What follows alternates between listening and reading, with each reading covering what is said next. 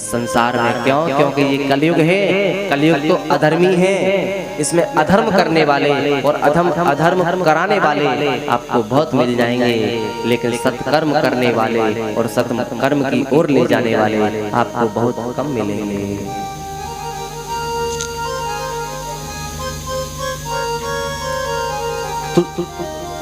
चौपाई कहती है, बोले बिन सत्संग विवेक न होई, राम कृपा बिन सुनब न सोई। बिना सत्संग के विवेक की प्राप्ति नहीं होती है, और विवेक जब तक हृदय में नहीं है तो ज्ञान कहाँ से आएगा। लेकिन इस सब को एकत्रित करने के लिए शुरू के दिन से बताते आ रहे हैं, एक सदगुरुदेव की आवश्यकता परम रहती है। वो गुरु ही होता है जो हमें मार्ग की ओर ले जाता है। याद रखना, गुरु एक ऐसी चीज रहती है, गुरु एक ऐसी चीज है, संत एक ऐसी चीज है कि संत कृपा से पहले संत कृपा एक ऐसी है कि हमारे जीवन को इतना अच्छे से बदल देती है, जीवन को इतने अच्छे से बदल देती है। आप तो खैर बहुत अच्छे हैं, लेकिन जिसने जीवन भर जो परमात्मा के नाम से चिढ़ता है, संत उसको उसके जीवन को भी बदल देते हैं। एक बार की बात है, कुछ संत हमारे अयोध्या से आ रहे थे, वृंदावन की संतों ने एक धर्मशाला ली थी। धर्मशाला में एक रूम लिया, रात्रि में व्यतीत किए। अब संतों की जो दिनचर्या रहती है वो बड़ी विचित्र रहती है। संतों का तो भाई काम है सुबह सुबह 4 बजे स्नान करके और राम जी का नाम लेना, उनके लिए तो यही सबसे बड़ा काम है। राम जी का ही धन है उनके पास, और तो कुछ है ही नहीं। और जिस रूम में वो संत लोग ठहरे हुए थे, उस रूम के बाजू वाले रूम में एक नास्तिक व्यक्ति ठहरा हुआ था, जो परमात्मा के नाम से बड़ा चिढ़ता था। उसने परमात्मा का नाम कभी नहीं लेता था अपनी जिह्वा से। और जैसे ही रात्रि हुई, संत लोग रुके, सुबह प्रातः काल 4 बजे स्नान किए, और 4 बजे से कुछ संतों ने झांझ मजीरे बजाए, किसी ने कुछ बजाया, ढोलक हारमोनियम लेकर सबने कर दी, बोले सीताराम सीताराम, राधे श्याम राधे श्याम। लेकिन याद रखना, कुछ लोगों को 4 बजे से नींद ही नहीं आती है, और कुछ लोगों को 4 बजे से ही नींद आती है, पूरी रात पड़े ही रहते हैं, पूरी रात पड़े ही रहते हैं, उनको नींद ही नहीं आती है। और कुछ लोगों को 4 बजे से ही अच्छी नींद आती है। और जैसे ही उन्होंने झांझ मजीरा बजाया तो उसकी नींद खराब हुई, उठ करके आया, दरवाजा खुलवाया, बोले गेट खोलो। संतों ने कहा कौन? संतों ने सोचा कोई भजन करने वाला आ गया है, तो उसको भी बैठा दिया। और उसने आकर के कहा, बोले बंद करो ये सीताराम, तुम्हारी सीताराम ने कर दी मेरी नींद हराम। बोले कि सुबह सुबह क्या लगा रखा है तुमने ये सीताराम, कौन है ये सीताराम? संतों ने कहा, अरे पागल, परमात्मा के प्रति ऐसा बोलता है? परमात्मा है, हम सबका पालन करता है, पोषण करता है, हमें भोजन देता है। और चेटीला व्यक्ति था वो नास्तिक, उसने कहा हमें भोजन देता है? बोले हाँ, हम सबको परमात्मा ही तो भोजन कराता है।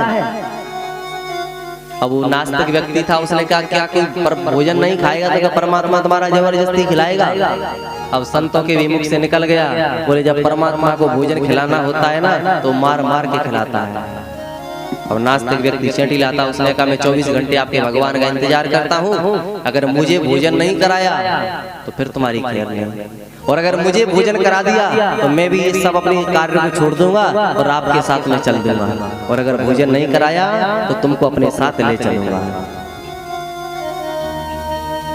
अब गया वो जंगल में, और एक ऐसे जंगल में पहुंचा, घनघोर जंगल में, तो एक बट वृक्ष के ऊपर बैठ गए। बोले यहाँ तो भगवान का बाप तक नहीं देख सकता है मुझे। पहुंचा, वृक्ष पे बैठ गया, और चारों साइड से पत्तों से, झाड़ियों से अपने आप को ढक लिया। अब इधर में बेचारे संत परमात्मा संत भगवान का भजन करते हैं, प्रभु आज हमारी लज्जा रख लेना, नहीं तो हम सारे संत आज भजन करने लायक नहीं छोड़ेगा। नास्तिक व्यक्ति है। 1 घंटे व्यतीत हुए, 2 घंटे हुए, 5 घंटे हो गए, 10 घंटे हुए। इतने में जब दिन के तकरीबन 12 बज गए, 11-12, सुबह 5 बजे का गया था और 11-12 बज गए, तो कुछ बंजारे व्यापारी व्यापार करके उस रास्ते से निकल रहे थे, पैदल पैदल। उन्होंने सोचा भूख लग रही है, कुछ बना लिया जाए। और जो इस वृक्ष पे वो बैठा था वो बड़ा सघन वृक्षावली का वृक्ष था। उन्होंने सोचा इसी के नीचे बढ़िया छाव है, चलो यहीं बनाना चाहिए। बंजारे व्यापारी पहुंच गए, अपनी पोटली खोली, आटा निकाला और रोटियां बनाना चालू कर दिया। एक ने सब्जी बनाई, भोजन बना लिया, भोजन पा लिया। अब उन्होंने सोचा रास्ता ना जाने कितना लंबा है, 10 रोटी रास्ते के लिए भी बना ली जाए। उन्होंने 10 तो नहीं बना पाए, लेकिन 5 रोटी जब तक बनी तब तक सूचना मिल गई कि डकैत आ रहे हैं। और रोटी तो उन्होंने वहीं छोड़ दी, लेकिन जब डकैतों की सुनकर अपने माल को लेकर के वो तो भाग गए, रोटियां वहां रखी रह गई। अब गर्म रोटी थी, तुरंत छोड़ करके गए। अब जैसे ही डकैत आए तो डकैत न जाने कितने दिनों के भूखे थे, और डकैत जैसे ही आए उस वृक्ष के नीचे पहुंचे तो एक जो डकैत का जो छोटा सेवक था उसने कहा, अरे महाराज सरदार जी। बोले बोलो। बोले बहुत समय से भूख लग रही है, देखो गरम गरम रोटी है, इनको खा लिया जाए। और जैसे ही खाने के लिए हुआ तो डकैतों के सरदार बोला, ठहरो। बोले क्यों? बोले हमारे आने की किसी को पता चल गया तो रोटियों में जहर मिला करके रख गया। एक सरदार में से उन चोरों में से एक बोला, बोले जहर मिलाने वाला ज्यादा दूर नहीं गया होगा। बोले क्यों? बोले रोटी गरम गरम यही ढूंढो, यही निकलेगा। अब जैसे एक सरदार बोला, बोले ये जहर मिलाने वाला मुझे दिख जाए, बस गोलियों से उड़ा दूंगा मैं।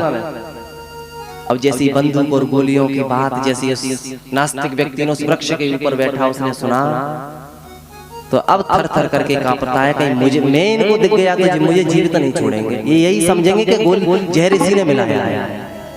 अब जैसे वो कांपने लगा तो पत्ते हिले, सो डालियां हिली। एक सरदार की नजर पड़ी, बोले सरदार वो बैठा है, उसको नीचे उतारा। बोले नीचे उतार, नीचे उतारा। बोले ये रोटी खा। बोले मैं रोटी नहीं खा सकता। बोले तूने इसमें जहर मिलाया है। बोले मैं 101% कहता हूँ इस रोटियों में जहर नहीं है। बोले फिर रोटी खा।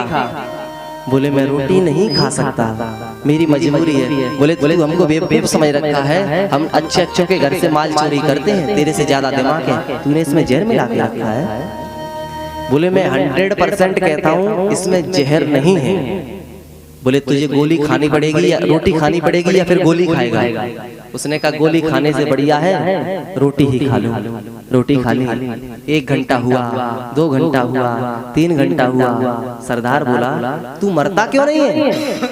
बोले इसमें जहर हो तब तो मैं मरूं, जहर ही नहीं था। वृक्ष से उतारा, ले हाथ चढ़ी। सरदार कहने लगा आज रोटी तुझे मैं मार मार के खिलाऊंगा। सरदार ने कहा अगर तू रोटी नहीं खाता तो मैं तुझे मार मार के खिलाता, लेकिन अब एक बात बता, तूने रोटी खा ली, तू मरता क्यों नहीं है? बोले सरदार इसमें जहर हो तब तो मैं मरूं, जहर ही नहीं है। बोले जब इसमें जहर नहीं है तो तू रोटी क्यों नहीं खा रहा था?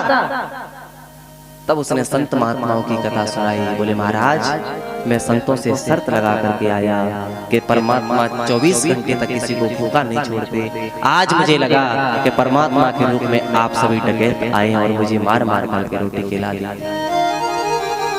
डकैतों के भी मन में विचार आ गया। बोले ऐसा धन्य है संत जिन्होंने ऐसा वचन बोले और वो सत्य हुआ। सभी डकैत मिलकर के नास्तिक व्यक्ति के साथ में धर्मशाला पहुंचे और सज्जनों संतों के साथ में चल दिए। सभी लोगों का जीवन ऐसा बदला, लेकिन जो नास्तिक व्यक्ति था उसका जीवन तो ऐसा बदला सज्जनों, उसका ऐसा नाम रोशन हुआ। उस नास्तिक व्यक्ति का नाम पड़ गया पूज्य श्री मलूकदास जी महाराज। किसने नहीं सुना है मलूकदास जी महाराज का नाम? और इसके बाद में सबसे पहले उन्होंने एक दोहे की रचना की। अजगर गरही न चाकरी, पंछी करही न काम, दास मलूका यो कहे सबके दाता राम। अजगर गरही न चाकरी, पंछी करही न काम, दास मलूका यों कहे सबके दाता।